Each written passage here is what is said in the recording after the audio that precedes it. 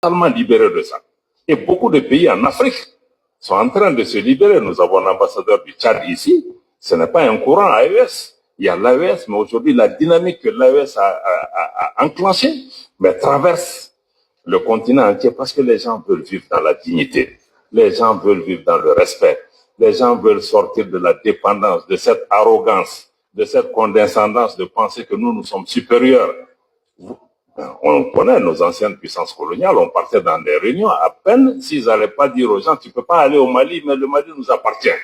Pour parler au Mali, venez chez moi d'abord. Donc c'est ce cordon-là que l'AES a coupé. Maintenant, il faut juste qu'on reprenne confiance en nous-mêmes pour pouvoir avancer. Et comme il l'a dit, c'est dans le mental d'abord. La colonisation, là, et tout ce dont on est en train de parler, c'est dans le mental. Aujourd'hui, les gens n'ont plus peur. Les gens s'assument. Maintenant, il faut que nous-mêmes, nous ayons confiance en nous. Mais qui aurait pensé que le Mali aurait pu survivre à 8 mois d'embargo? Personne. Mais le jour où l'embargo a été décidé, mais les gens étaient désemparés. Mais les gens se sont réunis, ils se sont ressaisis. On en est sorti. Quand on a créé l'AES, mais les gens ont dit que c'était de la blague. Certains chefs d'État ont même dit que c'est un fantôme. Mais aujourd'hui, ces fantômes les empêchent de dormir. Voilà. Merci. Merci bien, monsieur le ministre. Merci bien. Excellent job pour cette réponse prompte. Monsieur le ministre de la Communication, Alain Guilhem, je me tourne vers vous. Aujourd'hui, la communication est l'enjeu stratégique, dans la mesure où on dit la plus grande arme maintenant n'est plus les Kalachnikov. À cet effet, le numérique s'invite royalement. Le monde est devenu un petit village.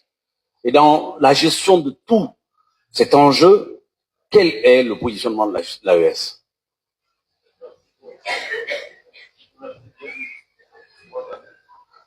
La régie? Voilà, ça vient. Excusez-moi.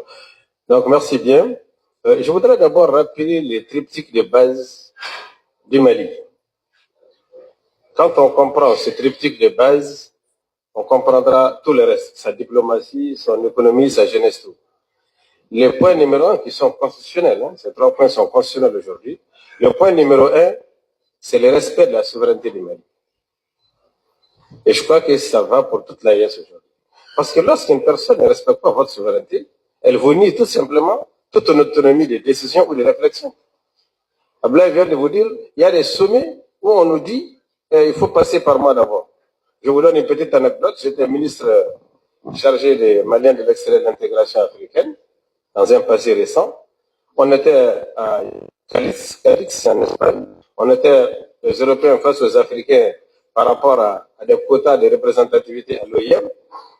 Et les Espagnols, les Français, tout ça, ils étaient tous Européens face à nous. Et puisqu'ils voulaient des postes, qu'est-ce qu'ils nous disent? Ils nous disent, vous êtes des francophones, vous êtes des anglophones, vous êtes des hispanophones. Mais c'est eux-mêmes, les Espagnols, les Français, qui viennent nous dire ça. Et ils sont ensemble. Mais ils viennent nous dire, le gars du Nigeria, toi, tu es anglophone, tu ne veux pas t'entendre avec les Maliens. C'est une façon de diviser. Quand c'est arrivé au Mali, moi, je dirigeais la délégation malienne. J'ai dit, moi, je ne suis pas un francophone. Moi, je suis un tamachekophone. Maintenant, j'utilise les Français pour me faire comprendre en Europe ici. Mais vous n'allez pas me diviser de mon frère du Nigeria ou du Zimbabwe parce que nous sommes africains. J'ai dit, vous, ils étaient gênés après. J'ai dit, vous êtes espagnol, vous êtes français, vous êtes anglais. Vous êtes ensemble. Face à nous, ce sont vos langues coloniales qui vous nous avez imposées, vous voulez nous diviser avec ça.